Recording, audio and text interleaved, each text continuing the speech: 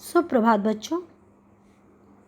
हम अपने अध्याय चिड़िया की पाती को आगे बढ़ाते हैं। पिछले तासिकाओं में हमने क्या पढ़ा और समझा उसका हम लोग दोहराव कर लेते हैं। किस प्रकार वृक्षों की कटाई के कारण पर्यावरण की हरियाली धीरे धीरे कम होती जा रही है।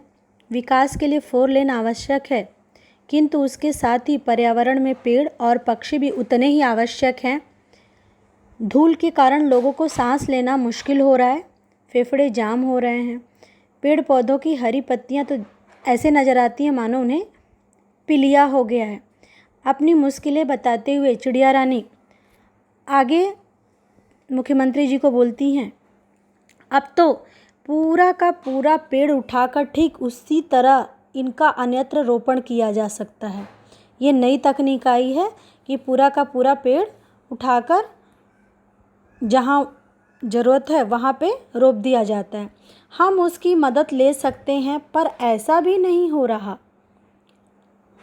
क्या बोल रही है कि पूरा का पूरा पेड़ उठाकर दूसरी जगह रखा जा रहा है और हम उसकी मदद ले सकते हैं, पर ऐसा भी नहीं हो रहा है। आरी वहाँ तो चल ही रही है जहाँ कोई चारा नहीं, लेकिन वहाँ क्यों जिधर ज़रूरत नहीं है। आरी आप सबको पता है, जिससे लकड़ी का कार्य या कटाई का कार्य किया जाता है। और यहाँ पे चारा यानी खाने वाले चारे की बात नहीं हो रही है जो जानवर खा रहे हैं। चारा यानी कोई उपाय और नहीं यहाँ पे दिखाई दे रहा है, जहाँ कोई चारा नहीं, जहाँ कोई उपाय ही नहीं, लेकिन वहाँ क्यों जिधर ज़रूरत नहीं। ऐसा चिड़िया मुख्यमंत्री से प्रश्न करती है। अगले परिच्छेद में चलिए, और यहाँ पे जो कठिन शब्द अधोरेखित है उसको आप लोग भी कर लीजिएगा अपनी किताबों में। पहले विचार किया कि अपनी बिरादरी के संग आपसे मन का दुख बांटती। मैं सोच रही थी मुख्यमंत्री जी कि अपने रिश्तेदारों, अपने जात भाइयों के भाई बंद सखा के बारे में आपसे अपने मन का दुख बांटती, पर मिलना आसान कहाँ। आप तो ठहरे मुख्यमंत्री, तो आपसे तो मिल नहीं सकती। फिर उससे फ़ायदा भी क्या होता कि अपनी बिरादरी के संग, अपने कुटुंब भाई बंद के संग आपके साथ अपना दुख बांटती, लेकिन आपसे तो मिल ही नहीं सकते, तो फिर उसका फ़ायदा क्या होता है। आगे देखिए बच्चों, आपके पास समय कहाँ है। आप तो हमेशा बिजी रहते हैं, आप तो हमेशा राज्य के कार्य के सिलसिले में इधर उधर जाते रहते हैं, तो क्या फ़ायदा। आपके पास समय ही नहीं है। आजकल सब कुछ है, ये मुआ वक्त ही तो नहीं है। यानी वो बहुत दुखी होकर बैड वर्ड यानी ख़राब शब्द का उपयोग करती है कि वक्त नहीं है। आजकल सब कुछ है सबके पास, लेकिन ये मुआ वक्त ही तो नहीं है। ये बहुत दुखी होकर वो कहती है। कौन कहती है? हमारी चिड़िया रानी। एक ही चारा नज़र आया। अब फिर से वो चारा शब्द का उपयोग है, लेकिन यहाँ पे इसका मतलब वही होगा कि एक ही चारा नज़र आया, मतलब एक ही उपाय नज़र आया कि आपको पत्र लिखूं, चिट्ठी लिखूं। कहते हैं पीड़ा का अनुभव वैद्य ही कर पाते हैं।